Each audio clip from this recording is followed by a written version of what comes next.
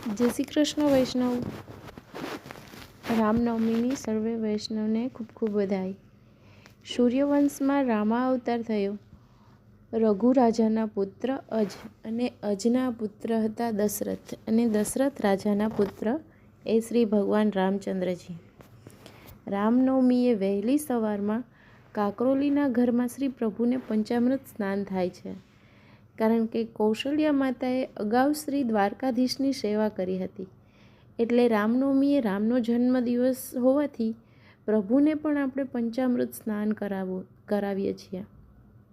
એટલે તે દિવસે રાણી કૌશલ્યા માતાની ભાવનાથી આજે પણ શ્રી દ્વારકાધીશ પ્રભુને પંચામૃત સ્નાન કરાય છે. શ્રી રામચંદ્રજીના સ્વરૂપે પુષ્ટિ માર્ગના 4 કાર્યો કર્યા. તેમાંનું પહેલું કાર્ય છે, જ્યારે સમુદ્રમાં વાનર સેના સેતુ બાંધતા હતા ત્યારે પાણીમાં પથ્થરો ડૂબી જતા. એટલે આપે પ્રમેય બળથી પથ્થરો પર રામ શબ્દ લખી અને પાણીમાં નાખતા તરત જ પથ્થરો તરવા લાગ્યા અને ઠેઠ સુધી સેતુ બંધાયો. આ રીતે મર્યાદા પુરુષોત્તમ રામે આપના નામનો પ્રતાપ બતાવ્યો. બીજું કાર્ય છે, આપ ક્ષત્રિય કુળના રાજકુમાર હોવા છતાં ભીલ જાતની સબરીના એઠા બોર આરોગ્યા. તેમાં સ્નેહ ભાવ, વાત્સલ્ય ભાવ અને પવિત્રતાનો જ વિચાર કર્યો. પ્રેમ ભાવમાં નેમ ના હોય એ જ પ્રમાણે ભીલડીના પ્રેમ ભાવને વશ થઈ રુચિ કરી અને બોરના વખાણ કરી અને તેને આરોગ્યા. ત્રીજું કાર્ય, ગૌતમ ઋષિની સ્ત્રી અહલ્યા શીલા થઈ ગઈ હતી ત્યારે તેને ચરણ કમળોમાં સ્પર્શ કરતા દિવ્ય દેહધારી સ્ત્રી થઈ. એ રીતે ચરણ સ્પર્શનો પ્રતાપ બતાવ્યો હતો. આ પુષ્ટિનું કાર્ય હતું.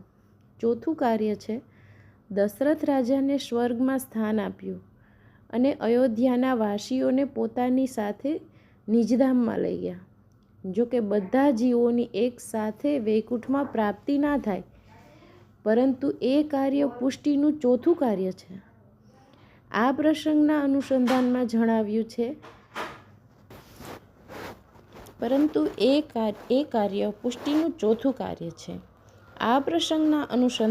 જણાવ્યું છે કે પ્રહલાદજીએ પિતાનું વચન પાળ્યું નહીં, છતાં લોકોમાં તેની હાનિ ન થઈ.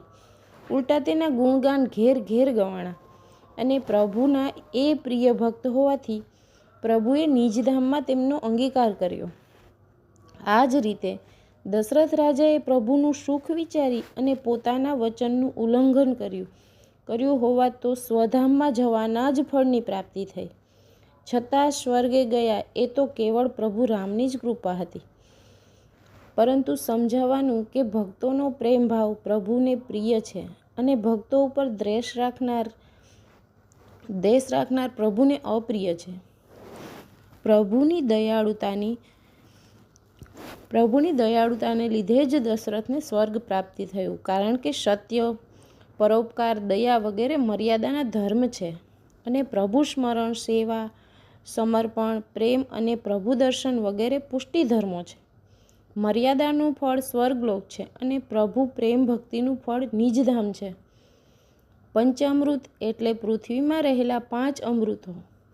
દૂધ છે તે સ્વામિનીજીના ભાવનું છે, દહીં છે તે શ્રુતિરૂપાના ભાવનું છે, ઘી શ્રી યમુનાજીના ભાવનું છે અને ખાંડ છે તે ઋષિરૂપાના ભાવનું છે. મધ છે તે પુલિમધી જીવોના ભાવનું છે. પંચામૃત સ્નાન થાય ત્યારે દર્શન કરતાં આ ભાવના વિચારી એટલે કે દર્શનનું સુખ મળે છે. શ્રી વલ્લભાધીશ કી છે.